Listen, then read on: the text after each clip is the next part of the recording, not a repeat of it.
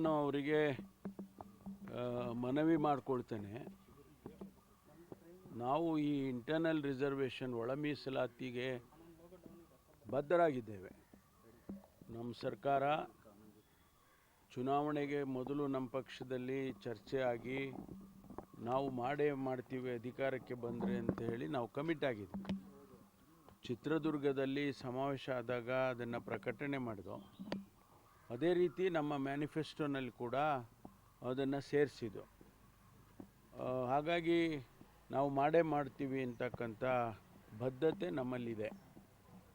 ಪ್ರೊಸೀಜರಲ್ಲಿ ನಾವು ಮಾಡಲೇಬೇಕಾಗ್ತದೆ. ಪ್ರೊಸೀಜರ್ಸ್ ಮಾಡ್ದೇನೆ ಏಕಾಏಕಿಯಾಗಿ ಮಾಡೋಕ್ಕೆ ಹೋದರೆ ಅದು ಕಾನೂನಿನ ಪ್ರಕಾರ ನಿಲ್ಲೋದಿಲ್ಲ. ಅದಕ್ಕಾಗಿ ನಾವು ಏನು ಸುಪ್ರೀಂ ಕೋರ್ಟ್ನವರು ಆದೇಶ ಮಾಡಿದ್ದಾರೆ, ಎಂಪೆರಿಕಲ್ ಡೇಟಾ ತಗೊಂಡು ಅದನ್ನು ಮಾಡಿ ಅಂತಕ್ಕಂಥ ಮಾತನ್ನು ಅವರು ಏನು ಹೇಳಿದ್ದಾರೆ. ಅದಕ್ಕಾಗಿ ನಾವು ಹಿಂದೆ ಇದ್ದಂಥ ಸದಾಶಿವ ಆಯೋಗದಲ್ಲಿ ಸರಿಯಾದ ಡೇಟಾ ಸಿಗಲಿಲ್ಲ ಅಂತ ಭಾರತೀಯ ಜನತಾ ಪಾರ್ಟಿ ಸರ್ಕಾರನೇ ರಿಜೆಕ್ಟ್ ಮಾಡಿತ್ತು. ಆದ್ದರಿಂದ ನಾವು ಮತ್ತೆ ಅದು ನಮ್ಮ ಪ್ರಯತ್ನ ಕೂಡ ರಿಜೆಕ್ಟ್ ಆಗಬಾರ್ದು ಅಂತ ಹೇಳಿ ನಾವು ಕಾನೂನಿನ ಚೌಕಟ್ಟಿನಲ್ಲೇ ಅದನ್ನು ಮಾಡಿದರೆ it will stand the test of law.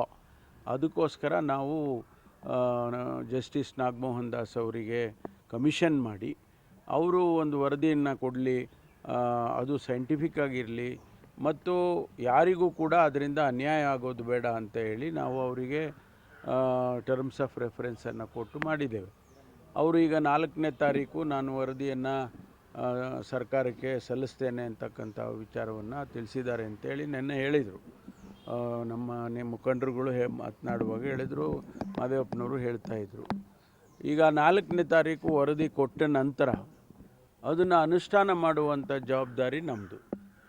ಅದರಲ್ಲಿ ಸಣ್ಣ ಪುಟ್ಟದ್ದೇನಾದರೂ ಕೂಡ ಅಬ್ಸರ್ವೇಷನ್ಸ್ ಇದ್ದರೆ ಕೂಡ ಸರ್ಕಾರ ಅದನ್ನು ಚರ್ಚೆ ಮಾಡಿ ಪರಿಗಣಿಸಿ ಮಾಡುವಂಥ ಬದ್ಧತೆಯನ್ನು ನಾವು ಇಟ್ಕೊಂಡಿದ್ದೇವೆ.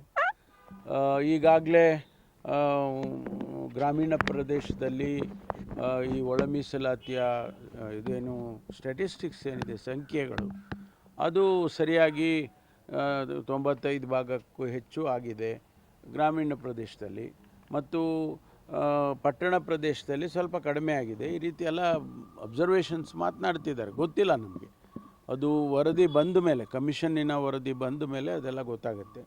ಅದನ್ನು ಕೂಡ ಚರ್ಚೆ ಮಾಡಿ ನಾವು ಸಂಪುಟದಲ್ಲಿ ತೀರ್ಮಾನವನ್ನು ಮಾಡಬೇಕು ಅಂತ ಉದ್ದೇಶವನ್ನು ಇಟ್ಕೊಂಡಿದ್ದೇವೆ.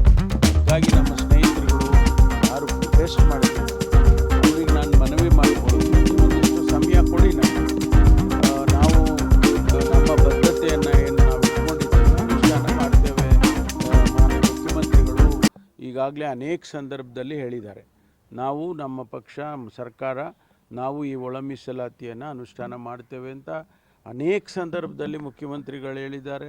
ನಾವೆಲ್ಲರೂ ಕೂಡ ಹೇಳ್ಕೊಂಡಿದ್ದೇವೆ, ಮಾಡ್ತೀವಿ ಅಂತ ಹೇಳಿ ನಮಗೆ ಮಾಡುವಂಥ ವಿಶ್ವಾಸ ಅಂತೂ ಖಂಡಿತವಾಗಿ ಇದೆ. ಎಡಗೈ ಬಲಗೈ ಸಮುದಾಯಕ್ಕೆ ಮೀಸಲಾತಿ ಪ್ರಮಾಣದ ಬಗ್ಗೆ ಏನಾದರೂ